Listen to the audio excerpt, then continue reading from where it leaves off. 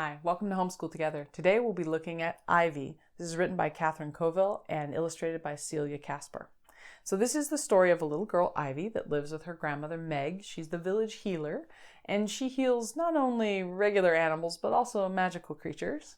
And this is the town of Broomsweep, where they sweep their doorsteps multiple times a day. It's a very cleanly town. And then you have Ivy's grandmother's house, which everything is overgrown, but it's filled with lots of love and lots of care for all these creatures and trying to give them all the right habitats that they need so that they can get well again, flourish, and then be able to go out back on their own. So, it's like this mismatch, and there's a royal contest by the queen that whichever town is the cleanest is going to have the annual festival is kind of the premise of the story. So wanted to kind of get into this one because this is recommended for Torchlight Kindergarten Curriculum. We wanted to talk about this as a standalone. This doesn't have to do directly with any country that you'd be studying in or around the world. This is just a fantasy book standalone.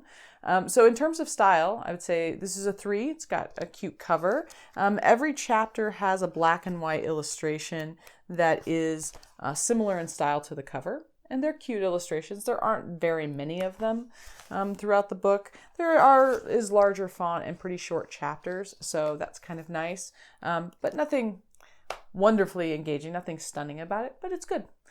From a child perspective, our daughter liked it. She enjoyed reading it. She wasn't chomping at the bit to read the next chapter of it. She wasn't asking for, is there another book? Hint, there is another book. She wasn't asking about that really. She just enjoyed it. I would say this was a pleasant experience for her, but not one that she was super entertained by, unduly entertained by. For a parent perspective, I'm going to say this was a 2.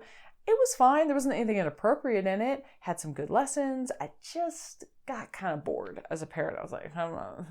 And it's a pretty short story. You can see the book. I think it's got, what is it? Where's the page numbers? It's not going to help me. 130 pages. It's not too long, but I kept going when's this going to be over?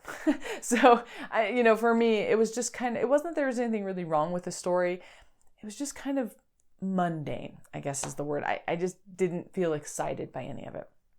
On the enrichment side, I will give it a 3 because there's a lot of good lessons here about kindness, about acceptance. One of the main creatures that the grandmother helps in the story has kind of it's almost a disability, and so they're trying to help him overcome that, but accepting him for who he is and helping him work through that and come to a place where he can be part of society again because he's been outcast. And so I think there's some really good moral parts of this book.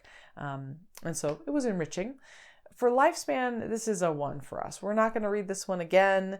I don't have any particular love of reading it. I got it at Book Outlet. It was fairly inexpensive there, so I feel okay about that. But the list price on this, believe it or not, $17, and it only is sold in hardcover. I'm not going to use the words highway robbery. It's highway robbery.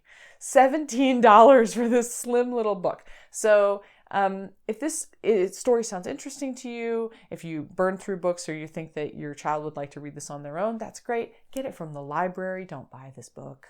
We'll put a link down in the notes if that's what you'd like to do, and thanks for your support to this show, but I really would not buy this book. I think it's too quick a read. There's not enough engagement there. $17. So that's our review. Thanks for watching Homeschool Together.